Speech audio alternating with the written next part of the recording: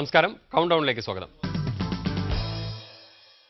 ഈ തെരഞ്ഞെടുപ്പിൽ ഇനിയും ഏറെയൊന്നും ചർച്ചയായിട്ടില്ലാത്ത വിഷയങ്ങളിലൊന്നാണ് UAPA. ടാഡയും പോട്ടയും പോലുള്ള കരിനിയമങ്ങൾ ഒരു കാലത്ത് രാജ്യത്ത് വലിയ ചർച്ചാ വിഷയങ്ങളായിരുന്നു. എന്നാൽ മുഖ്യധാര രാഷ്ട്രീയ കക്ഷികൾക്കൊന്നും ഇന്ന് UAPA ഒരു തെരഞ്ഞെടുപ്പ് വിഷയം പോലും ആവുന്നില്ല.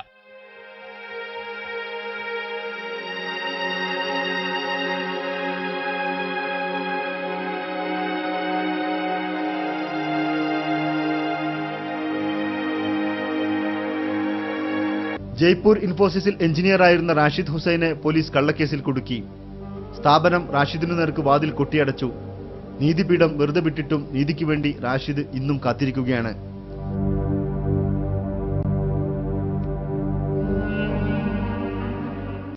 സിമി ബന്ധം ആരോപിച്ചായിരുന്നു മുസമ്മിൽ ബാഗ്ദാദിയെ പോലീസ് അറസ്റ്റ് ചെയ്തത്.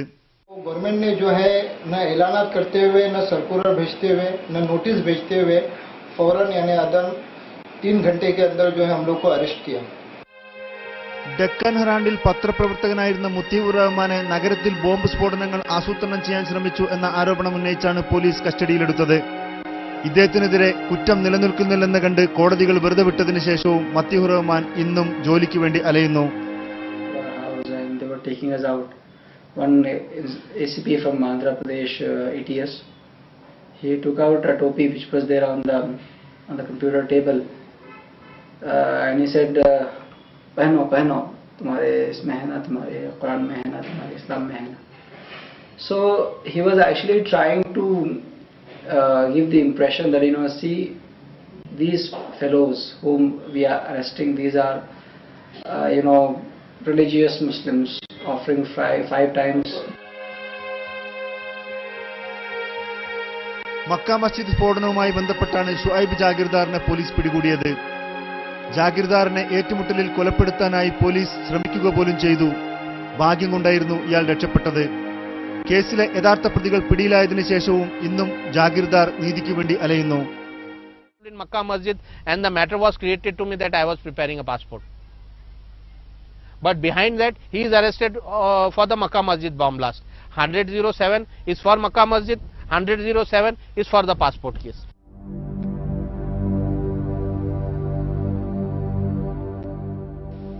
UAPA നിയമത്തിന്റെ ബാക്കിപത്രം ഇത്തരം ഇരകളുടെ ജീവിതമാണ്.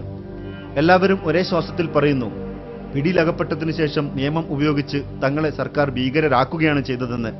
പോലീസും കുറ്റാന്വേഷകരും കോടതികളും ജനാധിപത്യബോധം അനുസരിച്ചായിരുന്നില്ല പെരുമാറിയത്.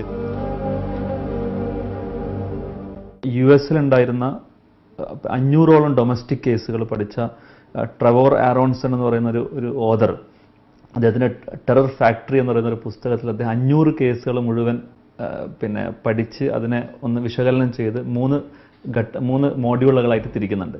അതേ മോഡ്യൂളുകൾ തന്നെയാണ് ഇന്ത്യയിൽ നിലനിൽക്കുന്നത് എന്നുള്ളത് ഇന്ത്യയിലെ UAPA കേസുകൾ പഠിക്കുമ്പോൾ നമുക്ക് കാണാൻ പറ്റും.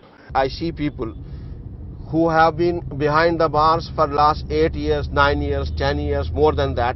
There are some people who are behind the bars for 18 years under these laws, and the trial is still going on. Trial has not been concluded. So this is, and among these people there are certain people about whom even the agencies have said, but we have nothing against them.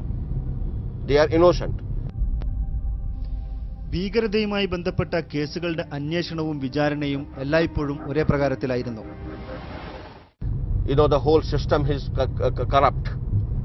Judiciary is part of that system. How can you say that judiciary is somehow it is protected? It doesn't have. There is a corruption in judiciary also. There is bias in judiciary. Judiciary is biased. Judiciary is corrupt. So these things are there. പലപ്പോഴും കിരാതമായ മൂന്നാം മുറകൾ പ്രയോഗിച്ചാണ് police പ്രതികളെ കൊണ്ട് കുറ്റസമ്മതം നടത്തിച്ചത്.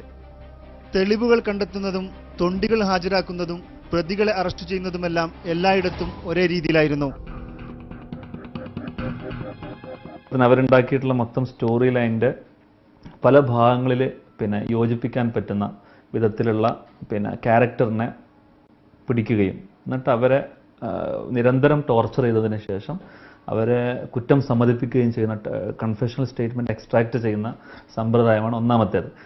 രണ്ടാമത്തേത് പോലീസിൻ്റെയും IBയുടെയും ഇൻഫോർമേഴ്സിനെ തന്നെ ഒരു ഘട്ടത്തിൽ കുടുക്കുക എന്ന് പറയുന്ന സമ്പ്രദായമാണ്. അത് വളരെ വ്യാപകമായിട്ട് നടക്കുന്നതായിട്ട് കാണാൻ സാധിക്കും.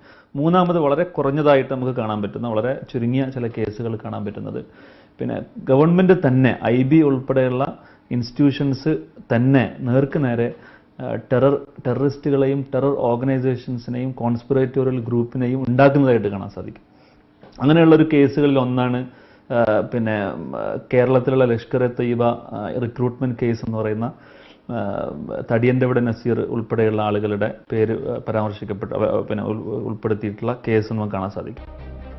കുറ്റവാളിക്കെതിരെ പ്രോസിക്യൂഷൻ ഹാജരാക്കിയ നിർണായക സാക്ഷി തന്നെയാണ് ഒരു കാലത്ത് ഈ കുറ്റവാളിയുടെ ആത്മീയ ആചാര്യൻ എന്നതായിരുന്നു ഈ കേസിന്റെ ഏറ്റവും വലിയ വിരോധാഭാസം. തടിയൻ്റെവിടെ നസീർ തന്നെ യഥാർത്ഥത്തിൽ ശിഷ്യത്വം സ്വീകരിച്ചിട്ടുള്ളത് അബ്ദു ഉസ്താദ് എന്ന് പറയുന്ന, അബ്ദുൽ ഖാദർ എന്ന് പറയുന്ന ഒരു ഷെയ്ഖിൽ നിന്നാണ്. ആ ഷെയ്ഖ് ആണ് ആ നൂർഷാ തരീഖത്തിൻ്റെ ഖലീഫ. ഇദ്ദേഹത്തിൻ്റെ കീഴെ ശിഷ്യത്വം സ്വീകരിച്ച് ക്ലാസ്സുകളിൽ പങ്കെടുത്ത് പോയിക്കൊണ്ടിരിക്കുന്ന ഒരു ഘട്ടത്തിലാണ് അദ്ദേഹം പിടിക്കപ്പെടുന്നത്. എന്നിട്ട് ഈ അബ്ദു ഉസ്താദാണ് NIA കോടതിയിൽ തടിയൻ്റെവിടെ നസീറിൻ്റെ എതിർവശത്ത് പിന്നെ NIA പ്രോസിക്യൂഷൻ വിറ്റ്നസ് ആയിട്ട് പിന്നെ വരികയും അദ്ദേഹത്തിനെതിരെ സാക്ഷിമൊഴി നൽകുകയും ചെയ്യുന്നത്.